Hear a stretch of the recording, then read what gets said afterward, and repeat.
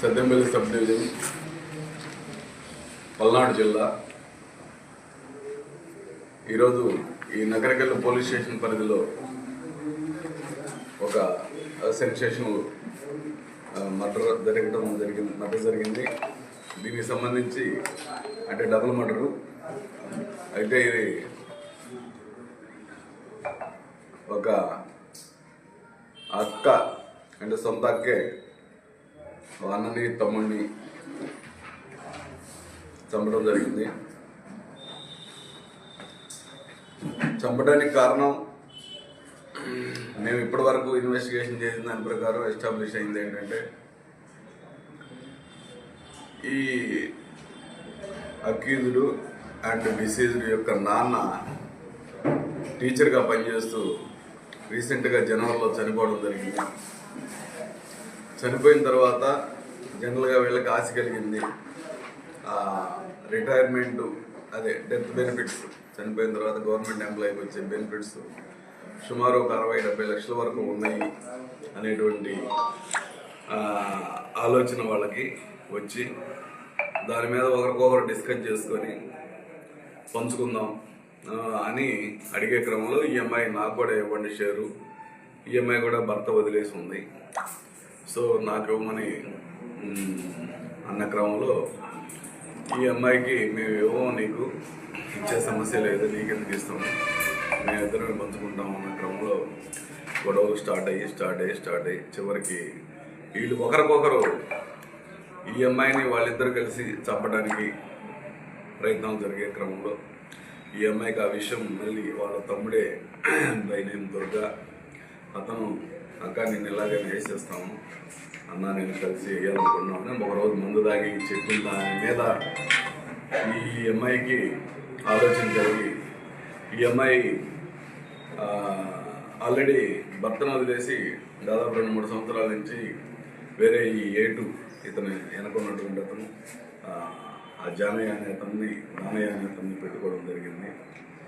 పెట్టుకొని ఈ కుర్రాడు సహాయం కూడా తీసుకుంది ఆ అమ్మాయి. వీళ్ళిద్దరికి కూడా డిస్కషన్ జరిగితే ఈ యాక్చువల్గా ఇతను నీకు రావయ్యి ఎందుకు అంటే, లేదు ఎట్టి బస్సులో నేను తీసుకోవాలి, వాళ్ళని చంపైనా తీసుకుంటాను, నువ్వు అడ్డం రావద్దు, నువ్వు నాకు సహాయం చేయించాలని చెప్పి వీళ్ళిద్దరు మంచిగా ఒక వడంబడికి జరిగింది. దాని ప్రకారం ఈ అమ్మాయి ఎలాగో నన్ను చంపేస్తారు కదా, ఇంక వీళ్ళని చంపేయాలని మనసులో పెట్టుకొని పోయిన నెల 26వ తారీఖు నాడు వాళ్ళ తమ్ముడిని బాగా తాపించి ఈ యొక్క గోరంలో పోయే కాలంలో మెడకి చున్నీ వేసి లాగేసి, ఎవరితో లాగిందంటే ఈ అబ్బాయి ఇంకొక 2 మైనర్స్ ఉన్నారు పిల్లలు, ఆ పిల్లల సహాయం తీసుకొని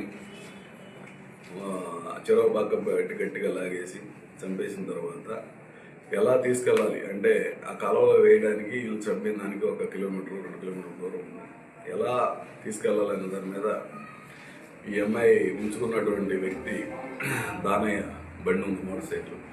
దానయ్యకి ఫోన్ చేసి, దానయ్య మోటార్ సైకిల్ కావాలంటే నీకు ఈ టైంలో అవసరం అంటే పంపించానంటే అతను తీసుకొని బండి ఇచ్చి బండి మీద తీసుకెళ్ళి కాలువలో పడేసి వచ్చేసారు. అది ఏమైందంటే ఆ కాలువలో వేసినటువంటి బాడీ కొంచెం దూరం ప్రయాణించిన తర్వాత అక్కడ బాగా జమ్ము అది బాగా పట్టుంది, చాలా ఎక్కువ పట్టుంది. దాని కిందకి వెళ్ళి బాడీ అక్కడే ఇరుక్కుపోయింది. సో అందువల్ల ఆ బాడీ ట్రేస్ కాలేదు, ఎవరికి బయట వాళ్ళకి ఎవరు చూసే పరిస్థితి లేదు. అదే టైంలో మా వాడు కనపడలేదని కంప్లైంట్ ఇచ్చేవాళ్ళు కూడా లేరు. ఎందుకంటే అతను అన్న యాక్చువల్గా మా పోలీస్ డిపార్ట్మెంట్లో కానిస్టేబుల్గా చేస్తూ ఉన్నాడు. అతను ప్రస్తుతం బొల్లపల్లిలో చేస్తూ బాగా తాగుడుకు అలవాటు అయిపోయి ఈ మధ్యకాలం అంతా మెడికల్ లీవ్లో ఉండి ఈ ఇష్యూస్లో ఉన్నారు. సో అతను కూడా మా తమ్ముడు ఏమయ్యాడని గత 26 నుంచి నిన్న ఆ కానిస్టేబుల్ చంపేంత వరకు కూడా అతను కూడా కంప్లైంట్ చేయలేదు. సో ఈ అమ్మాయి ఇక చిన్నగా ఏం రాలేదు, నాకేం జరగలేదు, పోలీసుకు కూడా ఏమి చిన్న సమాచారం కూడా లేదు కాబట్టి ఇతను కూడా చంపేద్దాం ఉద్దేశంతో వాళ్ళ అన్న కానిస్టేబుల్ గోపి అతను కూడా ఒకరోజు అంటే 10వ తారీఖు మొన్న 10వ తారీఖు అతను అక్క డబ్బులు ఉంటాయి ఒక 500 అంటే ఆ రోజు కావాలని ఓకే రెడీ ఇతను కూడా రెడీ అవుతున్నాడు అని చెప్పి అతనికి డబ్బులు ఇచ్చేసి 500 1000 ఇచ్చి ఫుల్ బాటిల్ తెప్పించి వాటిల్లో ఈ సమ్ మెడిసిన్ కలిపేసి నిద్ర మాత్రలు లాంటి బాగా తాపించేసి పండబెట్టేసి మరలా ఇంకొక ఇద్దరు మైనర్ పిల్లలే వాళ్ళు కూడా వాళ్ళ 2 పిల్లల సహాయం తీసుకొని అక్కడ ఈ కాలనీలో ఒక తాడుతోటి లాగారు ముందు ఇతన్ని కానిస్టేబుల్ని మెడ సరిగా అది తెగిపోయిందంట. మరలా ఈ అమ్మాయి మెడలో ఉండే చున్నీతోటి మళ్ళీ లాగి అతను కూడా చనిపోయాడని కన్ఫర్మ్ చేసుకున్న తర్వాత ఆ బాడీని తీసుకొచ్చి ఈ మన మెయిన్ కాలువ ఉంది, నగరికల్ మెయిన్ కాలువ, ఆ మెయిన్ కాలువలో తీసుకెళ్ళి ఇటు సైడ్ లోపలికి తీసుకెళ్ళి సుమారు 1 కిలోమీటర్ అవతల ఎడ్జ్లో ఉండి పడేయడం జరిగింది.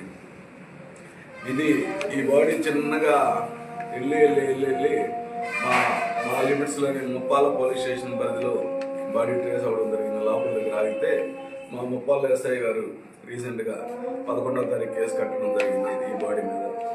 అది కూడా ఎవరు క్లెయిమ్ చేయలేదు, వీళ్ళకి ఎవరు లేరు, తండ్రి లేరు, తల్లి లేరు. సో వాళ్ళ బంధువులు ఎవరికి ఉన్నారు.